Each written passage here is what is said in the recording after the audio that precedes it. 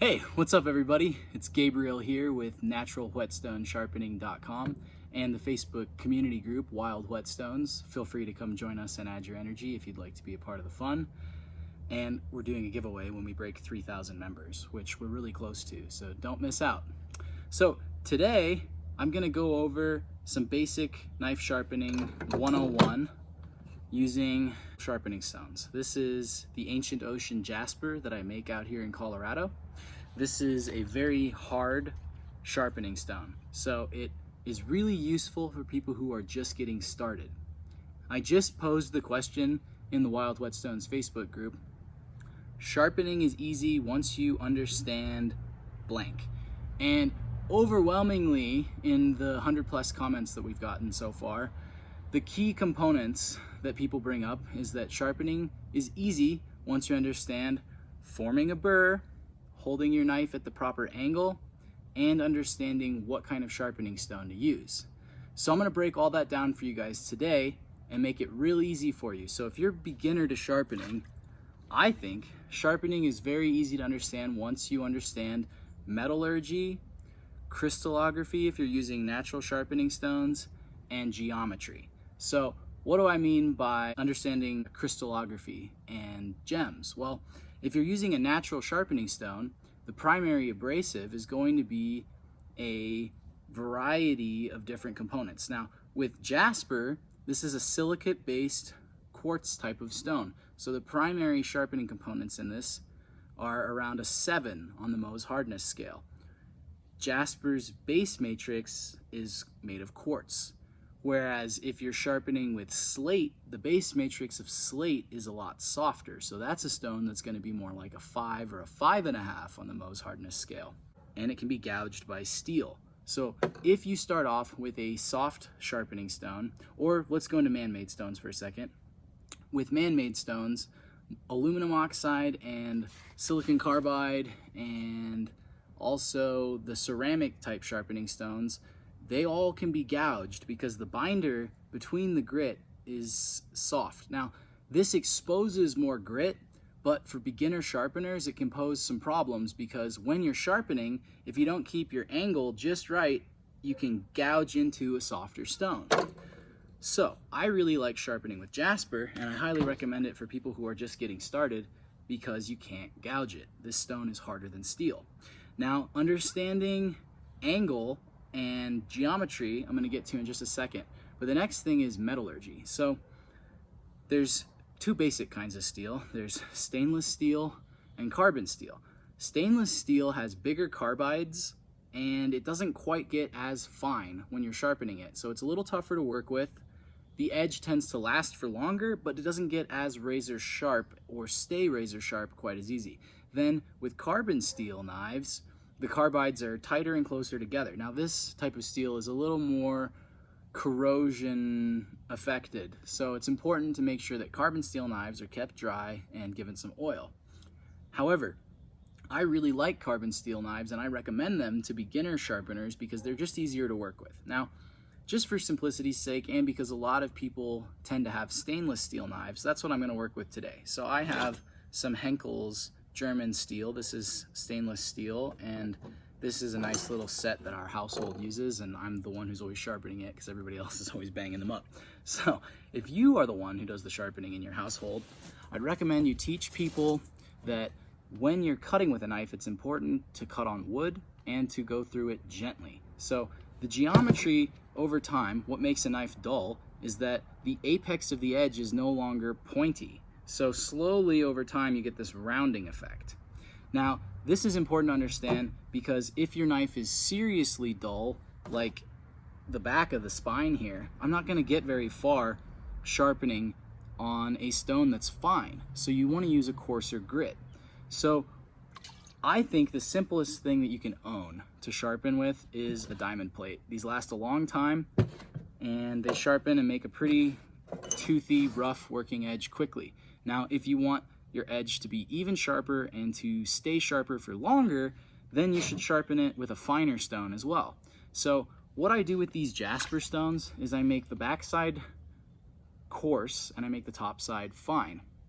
Because this stone is harder than steel, this grit texture will stick and last, and it exposes more grit to be available for sharpening. Now, over time, the stone loads with steel, and at that point it gets slower and finer. So if you already have a hard crystalline sharpening stone, like one of these Jaspers or say an Arkansas stone, and it's not sharpening for you anymore, you need to just take your diamond plate and rub it right on the surface. And this lightly sands the stone and it cleans the pores of steel. So if you have a diamond plate, it's dual use. You can use it for your roughest grit of sharpening, and you can also use it to clean your finer stone. So that being said, let's change the camera angle and get into some sharpening. So Edge Basics 101. This knife is not very sharp at the moment. There's only a couple of areas that seem to catch my finger and give me that sensation of danger. Don't try this test hard. You put your thumb on the back and you just gently probe, and if it's not biting into your finger pads a little bit, then the edge is not sharp. Another simple test is wet the back of your thumbnail and draw the knife through it, and you'll feel how much it bites into your thumbnail or not. So learning what sharp feels like is very important as a beginner, because if you have a rounded apex and you're using a very fine stone, you're going to be frustrated. So I'm going to flip this stone over to the coarse side. You can see the scratch marks from the 120 grit that I sanded it with. Now, natural stones are a little tricky to grit rate, but this Jasper is excellent because it can be made dual grit, just depending on the surface preparation. So when it's been lapped with 120 grit, it's acting like a sub 1000 grit sharpening stone. So kind of fine, but pretty coarse still, really. The way that I was taught when I was learning was set the knife flat and then slowly pick it up.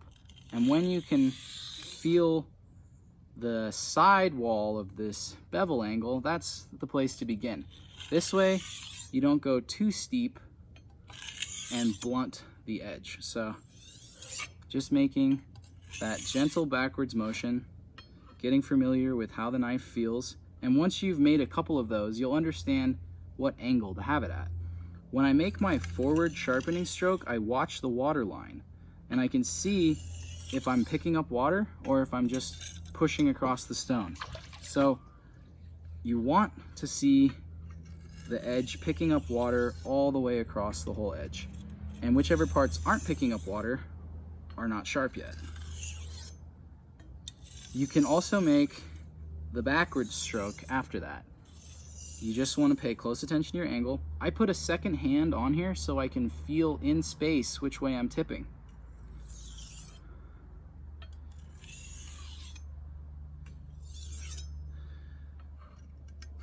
So if you're going to make that backward stroke, you can even back off your angle just slightly and then pick it up again, just slightly going forward.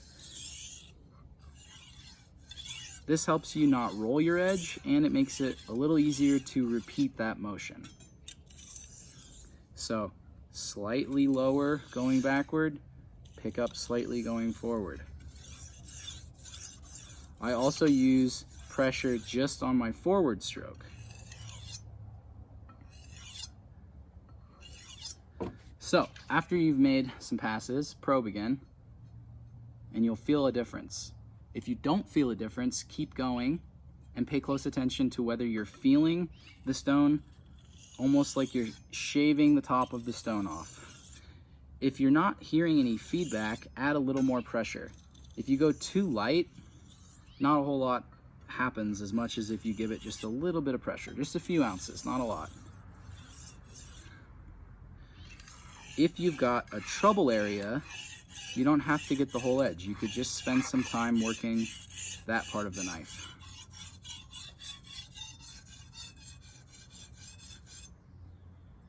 Another trick that helps people right when they're first learning is to switch hands when you're making that back and forth motion.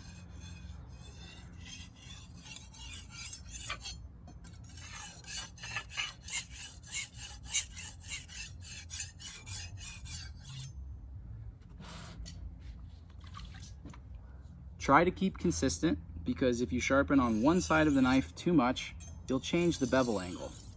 So you want to just consistently go back and forth until you can feel that burr along the whole edge.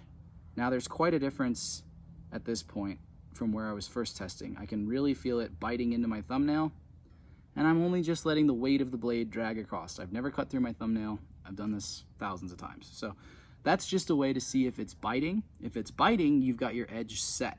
At that point, flip over to the fine side. So why use a coarse and then a fine side? Well, the answer is that with the coarse sharpening stone, you bring back a rough edge that has teeth in it and gaps.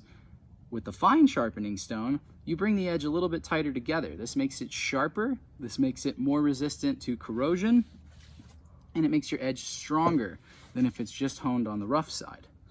So, same thing.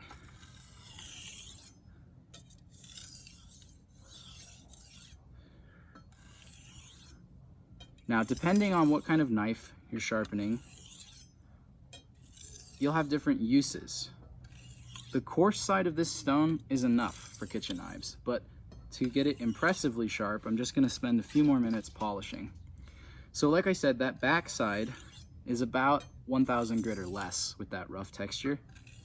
This fine side is quite a bit finer. This side will do a mirror level finish. So if you're sharpening and you really want that laser sharp edge, you want something a little finer than that 1000 grit level. So this side will polish around 20 to 30,000 grit.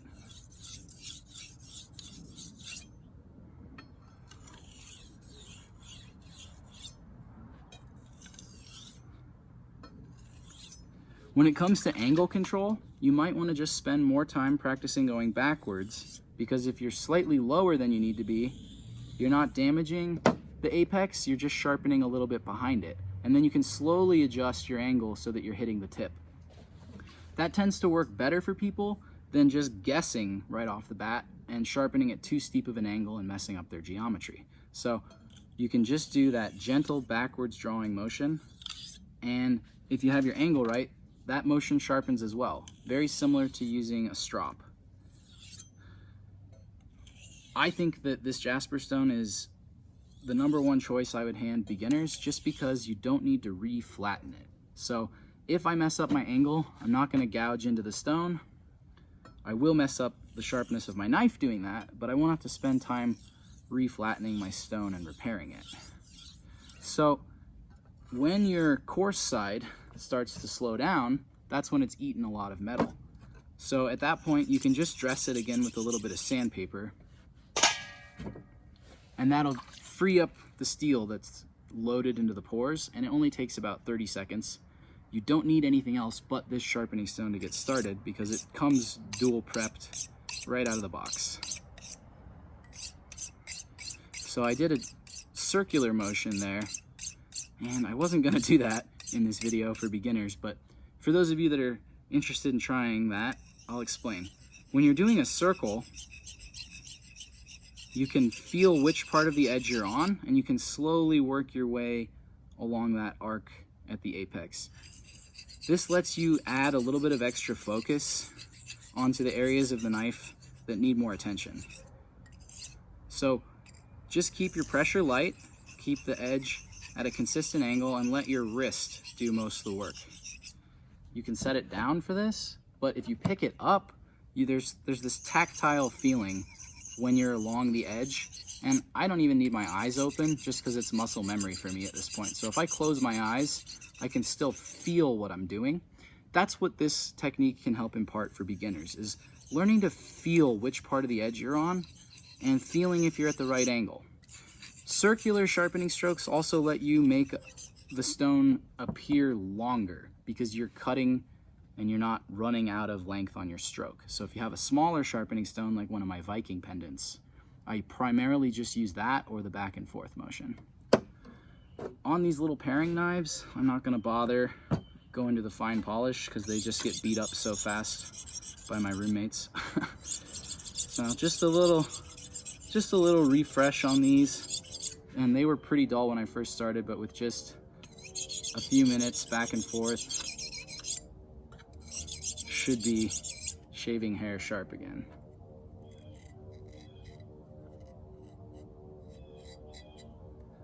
Good enough for that little guy. Just to show you the chef knife. also shaving hair. All right, so there you go.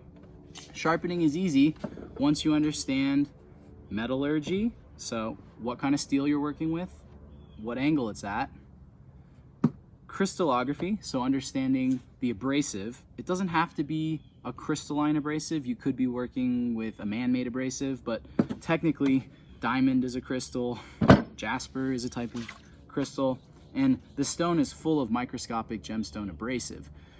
The way that the stone itself is lapped and textured plays a big difference with this kind of sharpening stone, and it eliminates the need to reflatten your stone. Now, one more trick for people who have one of these jasper stones and a diamond plate is that you can also create a slurry. Because diamond is harder than jasper, it'll very finely abrade the stone and release a very, very pure grit. So what slurrying the stone does is it releases more of the abrasive, and this increases the stone's cutting and polishing ability. This is really useful if you're sharpening straight razors or if you're sharpening higher end Japanese knives and you want to make the distinction line between the two different types of steel appear. So this is a very, very fine grit. It's definitely finishing level 20 to 30,000 because of that ability to make a mirror polish. So that's just something for you guys to try, but you don't need to do that. You can also just sharpen with plain water, and it's only just a little bit slower. Slurry gives you a little bit of extra glide and cushion, and it helps you feel what you're doing just a little bit more, I think.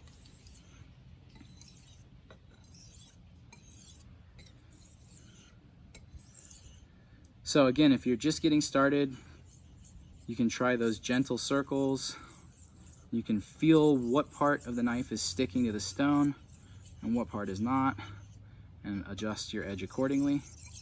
And I really like sharpening freehand because over time it slowly creates a micro convexivity. So instead of each side meeting totally flat, there's a little bit of this slight curve as it comes up to the edge.